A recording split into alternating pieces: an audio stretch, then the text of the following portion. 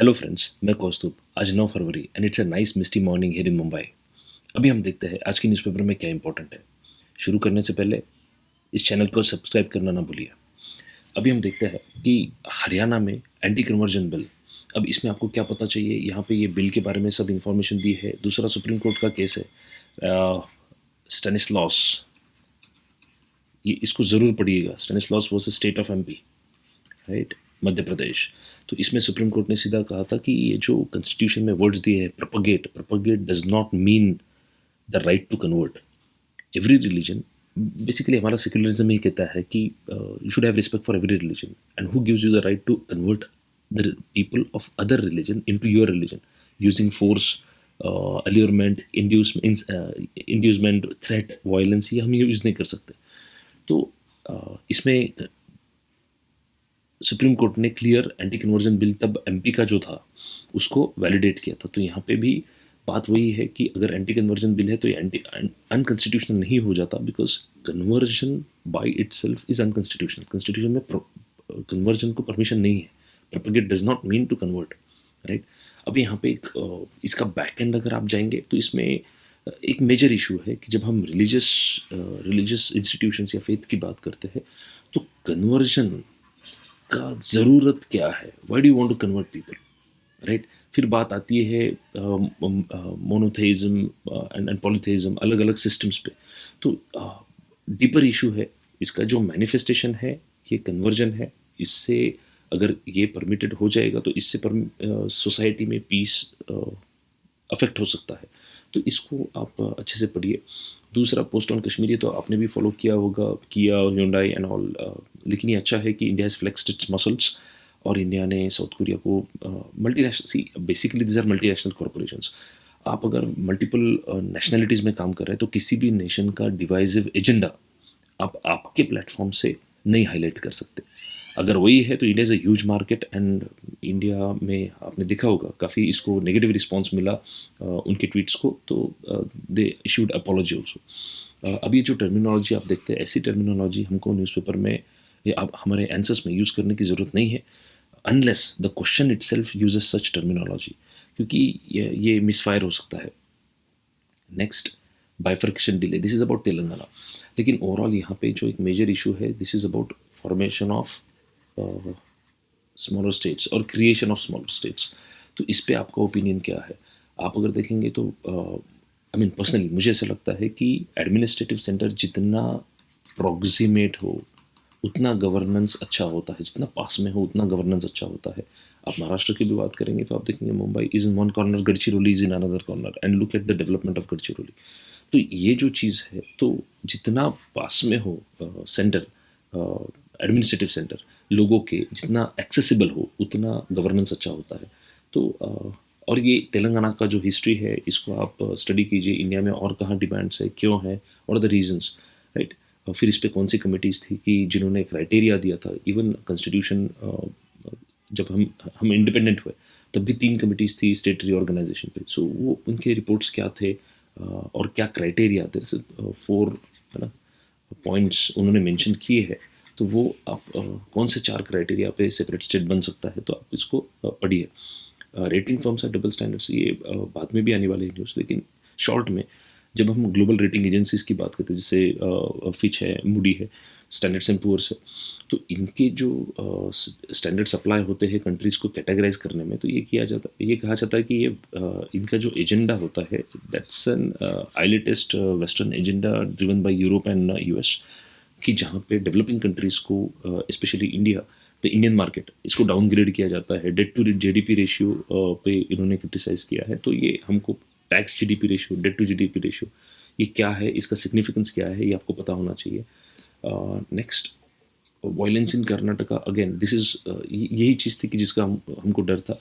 लेकिन आप देखिए यहाँ पे स्ट्रेट फॉरवर्ड है कि अगर वायलेंस होता है तो इट इंक्रीजेस पोलराइजेशन, और पोलराइजेशन होता है तो इसका पॉलिटिसाइजेशन और या पॉलिटिकल मिल्किंग हो जाएगा इस इशू का। So ultimately who losers here are the students, right, and the community, right, overall society. So ये नहीं होना चाहिए। नेक्स्ट, आप अगर आगे देखेंगे तो जो इम्पोर्टेंट न्यूज़ है वो सीधा आपको मिलेगा पेज नंबर 4 पे। तो यहाँ पे भी न्यूज़ बहुत इंपॉर्टेंट नहीं है, it's simple the issue of anganwadis. मैंने इसके पहले भी रेस किया था, इट वाज आईसीडीएस। तो इस स्कीम को अच्छे से पढ़िए, अभी आंगनवाड़ी वर्कर्स का क्या कंडीशन है, और एक कंस्ट्रक्टिव क्रिटिसिज्म आईसीडीएस का आप डेवलप कर सकते हैं। एक पॉइंट आंगनवाड़ी वर्कर्स का यूज़ कर सकते हैं। जब से कोविड आया है आपने देखा है कि work from home has been the new norm और न्यू नॉर्मल। अभी हाइब्रिड वर्क, क्योंकि 2 साल, it's a long time, right, कि लोगों को एक आदत लग गया है, लोगों को समझ गया है कि कितना ट्रैफिक का टोल आपके मेंटल हेल्थ पे, फिजिकल हेल्थ पे होता है। आप नहीं जाना चाहते अब पूरा ट्रैफिक में, ट्रैवलिंग टाइम कम करना चाहते हैं, आप फैमिली के साथ ज़्यादा टाइम स्पेंड करना चाहते हैं, आप फ्लेक्सिबिलिटी चाहते हैं आपके काम में। तो आप अगर देखेंगे तो लोग पे थोड़ा कम ले रहे हैं, लेने को तैयार है, लेकिन they want work from home और हाइब्रिड मॉडल्स, राइट। सो इससे हमारा अर्बन एरियाज का जो कंजेशन है, इन्फ्लेशन है, ये भी टैकल हो सकता है। इससे जेंडर इक्वालिटी भी बढ़ सकता है वर्क फ्रॉम होम से, कि it gives equal opportunity for females also to handle work, right. You see a different picture in the photo given here. Now next, आप अगर देखेंगे हिजाब सैफरन रोटन्स वॉयलेंट, तो इस पे मुझे कुछ बात इतना ही बोलना है कि जब हम क्रिमिनलिज्म का बात करते हैं तो इसका अभी आखिरी पेज पे हम देखेंगे कोस्टल कर्नाटक के बारे में बात होती है। तो आई ऑलवेज से फील दैट इसका जो रूट है वो इकोनॉमिक होता है, right. No one has time. आप सोचिए आपको कितना वक्त है बाहर जाके दंगा करने में, झगड़ा करने में, ऐसे इश्यूज पे बवाल खड़ा करने में। ये आप इसलिए कर सकते हैं क्योंकि आप अनएम्प्लॉयड हो, right. The people who are unemployed, they are the people who are misguided, right?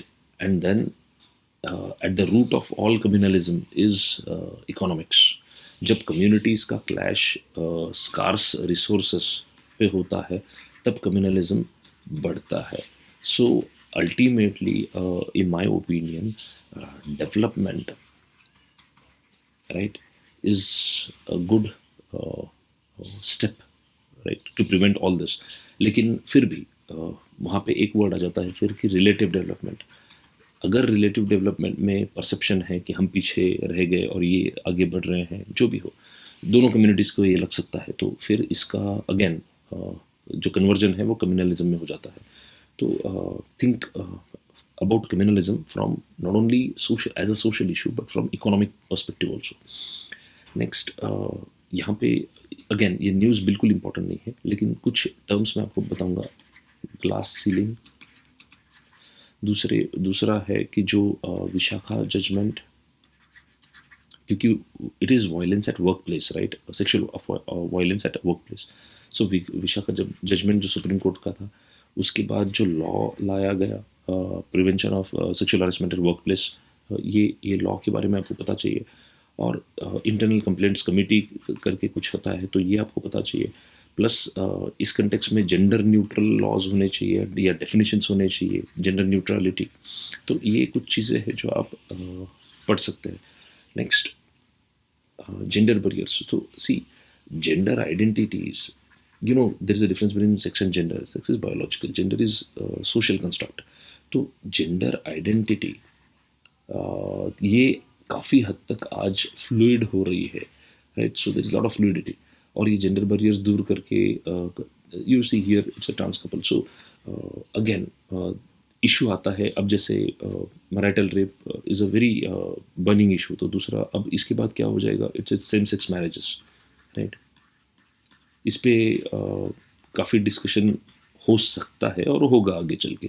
तो this is going to be a very difficult call for our society to take. So ऐसे इसमें बिकॉज एक patriarchal conservative and diverse society, तो और जहाँ पे आज भी गवर्नमेंट के किसी आप पॉलिटिशियन को पूछे तो वो कहते हैं कि it disturbs the sanctity of marriage. तो मैरिटल रेप अगर हम एक्सेप्ट करने को तैयार नहीं है तो same sex marriages are a long way to go. लेकिन ये आपका पर्सपेक्टिव आप डेवलप कीजिए। नेक्स्ट, नीट बिल, इस पे बाद में एक आर्टिकल एडिटोरियल है, तो इसको हम डिटेल में तभी देखेंगे। नेक्स्ट, फिशरमैन, तो ये मैंने क्यों मार्क किया, अगेन ये बहुत इंपॉर्टेंट इशू नहीं है, लेकिन जब हम फॉरेन पॉलिसी की बात करते हैं तो हमको समझ में आता है कि how domestic factors right, shape foreign policy, right. तो ये एक क्लासिक एग्जाम्पल है, and specially Tamil Nadu, because Tamil Nadu has been very closely associated with Sri Lankan Tamils, and फिर श्रीलंका में जो भी चल रहा था उसका एक डोमेस्टिक रिपरकशन हमको इंडिया में दिखता है। Will conduct census on those who quit liquor drinking. अभी अभी ये बिहार में नीतीश कुमार कह रहे हैं, लेकिन इसमें कुछ मुद्दे हैं जो मैं आपसे आपके सामने रखना चाहता हूँ। सबसे पहले जब हम कहते हैं कि हु क्विट लिकर ड्रिंकिंग, ये सेंसस होना चाहिए, इसमें कोई डाउट नहीं है, लेकिन the problem is it's based on subjectivity, right. तो ये जो कितने लोगों ने, क्योंकि हमको यही पता नहीं कितने लोग शराब पीते थे, राइट, और द प्रोबेबिलिटी कि पीपल सही बताएंगे कि हाँ मैं पहले पीता था अभी नहीं पीता हूँ, तो और वो कितना सही बोलेंगे, so this is all very subjective survey based questions होते हैं। दूसरा, it has also directed police to administrative officers to continue their action. तो यहाँ पे एक होता है कि अगेन मैंने इसके पहले के सेशन में भी बात की थी, it is about concept of harm. जब हम ऐसे लॉ बनाते हैं कि जहाँ पे स्टेट प्राइवेट बिहेवियर रेगुलेट करने की कोशिश करता है, और ये डिस्क्रिशन अगर हमने एडमिनिस्ट्रेटिव ऑफिशियल या मशीनरीज को दिया, तो इसका जो इम्पैक्ट होता है ना, it it has the capacity to cause tremendous harm to people, right. इनके पास काफ़ी कैपेसिटी होता है, जिसको हम पॉलिसी लैंग्वेज में कहते हैं administrative state, right. It is called administrative state. तो अगर हम एडमिनिस्ट्रेटिव स्टेट बनते हैं तो वो काफ़ी हद तक हार्मफुल हो सकता है लोगों के लिए, क्योंकि फिर क्या होगा, ऑफिशियल्स एक्शन लेंगे। मुंबई में एक पीछे केस हुआ था, एक पुलिस इंस्पेक्टर था, वो ही used to roam with stick, hockey stick लेके घूमता था, लोगों के घर पे जाके देखता था कि कितनी बॉटल्स आपके घर में है, बाय लॉ 2 बॉटल से ज़्यादा नहीं रख सकते। तो इस टाइप का बिहेवियर अगर है, तो इससे सोसाइटी और इंडिविजुअल पीपल, इनके राइट्स या इनको काफ़ी तकलीफ देने की ताकत इस एडमिनिस्ट्रेटिव स्टेट में होती है। तो ऐसा डिस्क्रिशन इस लेवल पे किस हद तक देना चाहिए और ऐसे कायदे हमने बनाने चाहिए क्या, ये एक बहुत बड़ा सवाल है, जबकि हमारे पास जो कैपेबिलिटी है एडमिनिस्ट्रेशन की या स्कीम्स इम्प्लीमेंट करने की, ये लिमिटेड है। दूसरा, यहाँ पे जो जीतन राम मांझी फॉर्मर सीएम है, वो कह रहे हैं कि शराब पीना बुरी बात है, लेकिन डॉक्टर्स कहते हैं कि थोड़ा पीना अच्छा है। तो there is lot of misinformation, right, lack of awareness, lack of misinformation, justification आता है। फिर यहाँ पे भी ये भी कहते हैं कि they do not dare to arrest MLAs and IAS officers who gulp liquor from large bottles. तो यहाँ पे डिस्क्रिमिनेशन इन इम्प्लीमेंटेशन, ये डिस्क्रिशन की मैं बात कर रहा हूँ कि एडमिनिस्ट्रेटिव स्टेट को बहुत ज़्यादा डिस्क्रिशंस दे दिए, तो there will be, right, discrimination in implementation. तो इससे अफेक्ट किसको होता है? The only people who are affected are poor people. Next, reservation की बात हम कर रहे हैं, तो इस रिजर्वेशन के बारे में you have an opinion, read about it, there are commissions mention. तो इस पे स्टेट बैकवर्ड क्लास कमीशन का जो रिपोर्ट है, इसको आप पढ़िए। Next, land pulling scheme, again यहाँ पे the news may not be very important, what I am saying is, हम इंडिया में जब भी डेवलपमेंट की बात करते हैं तो सबसे बड़ा बैरियर होता है land acquisition, right, land acquisition. तो इसमें तेलंगाना में जब अभी नया स्टेट बना, तो उसके बाद अमरावती एज अ कैपिटल, जो आंध्र प्रदेश का इशू चल रहा था, अमरावती एज अ कैपिटल, तो इसमें we had a model of three states that they were trying to develop, right. तो इन 3 कैपिटल को जब डेवलप कर रहे थे, तो ये वहाँ पे एक लैंड पुलिंग का उन्होंने इशू डेवलप किया था, राइट। तो लैंड पुलिंग का एक मॉडल डेवलप किया था, तो वो कितना सही था आप उसको देखिए। दूसरा, जब हम बात करते हैं लैंड पुलिंग की, तो I am reminded of Magarpatta, Magarpatta city in Pune. So this is a classic case study, बहुत अच्छा केस स्टडी है, इसको आप पढ़ सकते हैं। जो अगला न्यूज़ है वो है नीट एग्जामिनेशन के बारे में। यहाँ पे तमिलनाडु में इस एग्ज़ाम को अपोजिशन है, तो वो किस बेसिस पे है? तो वो कहते हैं कि हमारा जो फेडरलिज्म है that is being affected negatively. Education 42nd amendment ने कंकरेंट लिस्ट में डाला था। अभी सेंट्रल गवर्नमेंट ने नीट एग्ज़ाम के लिए on the recommendation of an expert panel, ये ऑल इंडिया लेवल का मैंडेटरी एग्जामिनेशन सिस्टम इम्प्लीमेंट किया है मेडिकल यूजी और पीजी के लिए। तो इनका ऐसा कहना है कि तमिलनाडु स्टेट का कहना है कि education is not just a technical issue, it is also social issue, and it is a way कि जहाँ पे स्टेट गवर्नमेंट जो रूरल और पुअर कैंडिडेट्स है उनको डेवलप कराता है या उनको social mobility, upward social mobility दे सकता है। लेकिन हमने देखा कि अगर आप बात करेंगे नीट आने के पहले, फिर भी स्टूडेंट का प्रोफाइल जनरली ऐसी प्राइम कोर्सेज में ऐसा होता है कि जहाँ पे रूरल और पुअर कैंडिडेट जो है इनको एक डिसएडवांटेज होता है। तो ओवरऑल मुझे ऐसा लगता है कि इस इशू को आपको ये जो एक्ट्स है, सुप्रीम कोर्ट के जजमेंट्स है, कॉन्स्टिट्यूशनल फ्रेमवर्क है, लीगल फ्रेमवर्क है, इससे देखना ज़रूरी है। Legally centre is absolutely in its power to create an exam like this. लेकिन स्टेट को एडमिशन्स में कितना हक होना चाहिए और फिर इससे जो करप्शन के भी इशू होते हैं, फेवरेटिज्म के इशू होते हैं, इसको हम कैसे सॉल्व करेंगे, ये देखना ज़रूरी है। नेक्स्ट यहाँ पे एक कमेटी है भी है जो उसके रिकमेंडेशंस के बारे में इस आर्टिकल में भी बात होता है, तो इसको भी आपको पढ़ना ज़रूरी है।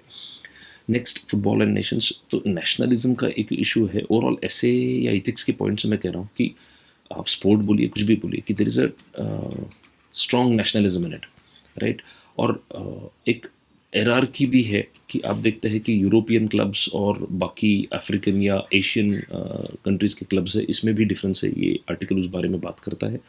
तो नेशनलिज्म, पैट्रियोटिज्म, ये जो इज़म्स होते हैं सब, तो इसको आप अच्छे से प्रिपेयर करो, इनमें डिफरेंस क्या है, how do you justify one over the other. Next, India's step up agri spending, boost farm income. So agriculture के बारे में बात है। इसमें एक चीज़ आप देखिए कि ओवरऑल एक जनरल अंडरस्टैंडिंग, ये इसमें काफ़ी डेटा और डिटेल्स स्कीम्स के बारे में है। तो ये आर्टिकल बहुत इंपॉर्टेंट है, इसको आपको पढ़ना है। लेकिन जब एग्रीकल्चर की बात करते हैं तो आप देखिए एग्रीकल्चर क्यों पीछे पीछे रहा। तो आप किसी भी फार्मर के सन को पूछिए कि डज ही और शी, सन और daughter, any one, right, do they want to get into agriculture? They'll say no. What do they want? They want to go to the city. They want to educate themselves, right? और हमको jobs चाहिए, right. तो ये जो profile है agriculture का as business या enterprise, right, ये प्रोफाइल एग्रीकल्चर का नहीं है। Agriculture is seen just as a means of sustenance. तो ये इमेज हमको चेंज करना पड़ेगा। जब एग्रीकल्चर को प्रॉफिट मेकिंग बिजनेस या प्रॉफिट मेकिंग एंटरप्राइज करके हम देखेंगे, तो इसमें क्या होगा, it will bring in investments. Investments आएंगे, ये मतलब पैसा अगर आएगा तो क्या आएगा, उसके बाद टेक्नोलॉजी आएगा, right. Technology will come, capital है, and then it will attract brains, talent आएगा, और फिर इससे जनरेट होगा business, enterprise and then profit, right. So agriculture को डेवलप अगर करना है तो we need this proper chain. दूसरा बात, जब हम एग्रीकल्चर की बात करते हैं तो एग्रीकल्चर में सिर्फ प्रॉफिट बनाने के लिए एग्रीकल्चर डेवलप करना है, टेक्नोलॉजी, कैपिटल, इनको इन्वेस्टमेंट को लाने के लिए एग्रीकल्चर डेवलप करना है, दिस इज़ वन थिंग। लेकिन एग्रीकल्चर में एक और चीज़ है, या आप एग्रीकल्चर की बात कीजिए या और कोई इलेक्ट्रिसिटी जनरेशन की बात कीजिए, कोई भी इकोनॉमिक एक्टिविटी की बात कीजिए, we need market. It's very important point, right, कि फॉरवर्ड और बैकवर्ड लिंकेजेस जब तक हम सेट नहीं करते, आप एग्रीकल्चर में कितना भी पैसा डाल लो, लेकिन अगर एग्रीकल्चरल गुड्स को एक स्टेबल, प्रेडिक्टेबल, प्रॉफिटेबल मार्केट अगर नहीं है, तो आप जितना भी पैसा डालेंगे it will go down the drain, उसमें से कुछ निकल नहीं वाला। तो अगर हम रिफॉर्म्स की बात कर रहे हैं एग्रीकल्चर में, हमको इनकम बढ़ाने हैं, तो first we should start developing agricultural markets, the links to agro industries, infra, exports. हम अगर ये डिस्ट्रीब्यूशन नेटवर्क स्ट्रॉन्ग कर देंगे, मार्केट्स डेवलप कर देंगे, मार्केट्स अवेलेबल कर देंगे, तो उसके बाद बैकवर्ड लिंकेजेस में एग्रीकल्चर में इन्वेस्टमेंट, कैपिटल, ब्रेन्स, ये सब आने लगेगा, क्योंकि सबको पता है कि हाँ, अगर हम इन्वेस्ट करते हैं तो we have this market and then the profit is good.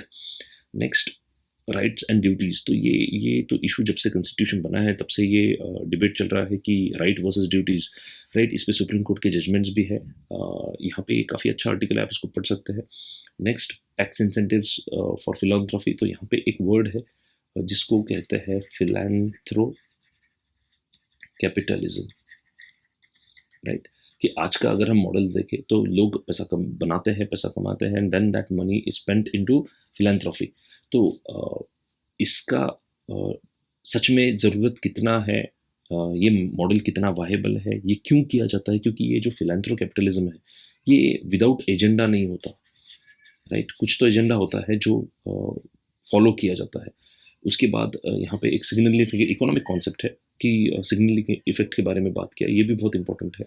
और आपको ओपिनियन इस पे भी CSR जैसे रिक्वायरमेंट्स है हमारे यहाँ पे, कि जहाँ पे हम कैपिटलिस्ट को सोशल रिस्पॉन्सिबिलिटी के लिए भी इंकरेज करते हैं। लेकिन मेरा ये मानना है कि this is another form of tax, right? अगर सोशल वॉलंटरी एक्टिविटी तो वॉलंटरी होना चाहिए। नेक्स्ट, एक्सट्रीम प्रपोजिशन यहाँ पे सेंटर स्टेट का रिलेशन की बात है और नए कॉन्स्टिट्यूशन की वो बात कर रहे थे। लेकिन आइडियली अगर आप the person who drafted the constitution Ambedkar, doctor Ambedkar के भी स्टेटमेंट्स देखे तो वो भी कहता है कि constitution is not rigid, it's flexible, right? Amendment का पावर है। सिर्फ पूरा कॉन्स्टिट्यूशन रीराइट करने की ज़रूरत है क्या? तो वो तो डेफिनेटली हम उस फेवर में नहीं है। लेकिन हाँ, कॉन्स्टिट्यूशनल प्रोविजंस आज के कंटेक्स्ट में जब हम ये बात करते हैं union list, state list, concurrent list, तो डेफिनेटली इसमें चेंजेस लाने की ज़रूरत हो सकती है 21st सेंचुरी के कंटेक्स्ट में।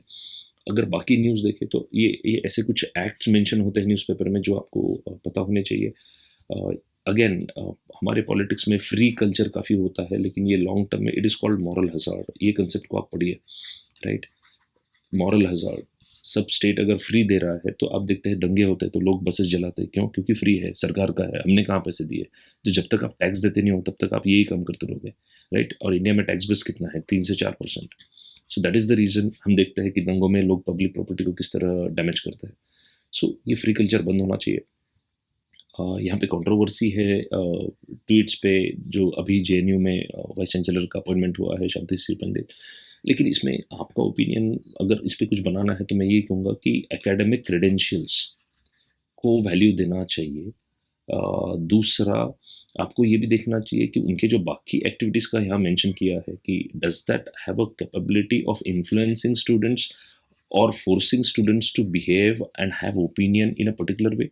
अगर ऐसा नहीं है तो every person has an individual right there, right? Their individual personal rights to have their own opinion. तो इनका भी था। अब ये है नहीं है क्या है ये प्रूव होगा, लेकिन every person is bound to have certain opinions.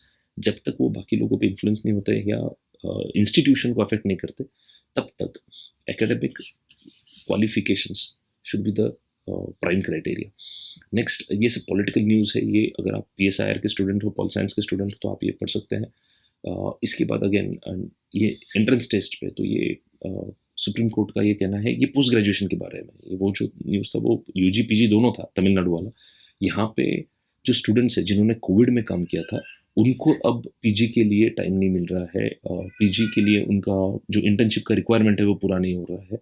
तो ये यहाँ पे we need coordination, right? Coordination from states कि इन लोगों ने अगर कोविड में काम किया है, एक इमरजेंसी डिजास्टर में काम किया है, तो इनके लिए चीज़ें थोड़ा आसान बनाना ये गवर्नमेंट का काम है। नेक्स्ट, मनरेगा, ये स्कीम का क्रिटिकल इवैल्यूएशन आपको करना है तो इस पे जितने आर्टिकल होंगे, डेटा होगा, इसको पढ़िए। केसेस होंगे तो इसको भी पढ़िए।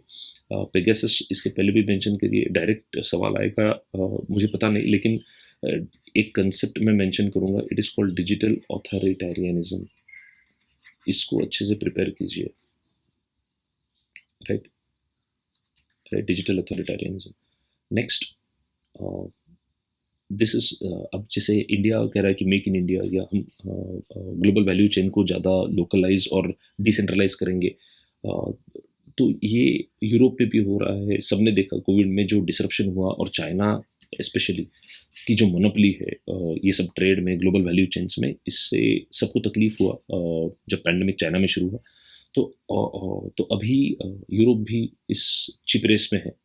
नेक्स्ट, मैक्रॉन रशिया एस्केलेशन, तो यहाँ पे मैं कहूँगा कि यहाँ इंडिया या बाकी जो ग्लोबल एजेंसीज है, इवन यूनाइटेड नेशंस है, तो इनका रोल क्या चाहिए? इनका रोल चाहिए to set to get verifiable assurances, right? और commitments, credible commitments from both parties. जैसे आप रशिया से ओपनली रशिया को ये बोलने लगा ये कि वो यूक्रेन पर अटैक नहीं करेगा, लेकिन रशिया क्या बोलेगा फिर? नाटो ने ओपनली एक्सेप्ट करना चाहिए, क्रेडिबल कमिटमेंट देना चाहिए कि वो रशिया के बॉर्डर्स के पास नहीं आएंगे, या यूएस ने ये क्रेडिबल कमिटमेंट देना चाहिए कि हम missile shield, that is the biggest problem, right? ये सबका रूट यही है कि US is setting up missile shields in and around Russia and China. तो ये जो मिसाइल शील्ड, यूएस ने कहना चाहिए कि हाँ ये शील्ड्स हम रशिया के इतने इतने दायरे में नहीं लाएंगे, ये इतने पास में नहीं लाएंगे। नाटो ने एक्सपेंशन का क्रेडिबल कमिटमेंट अगर दे दिया तो Russia will also probably give a credible commitment कि हम यूक्रेन को अटैक नहीं करेंगे।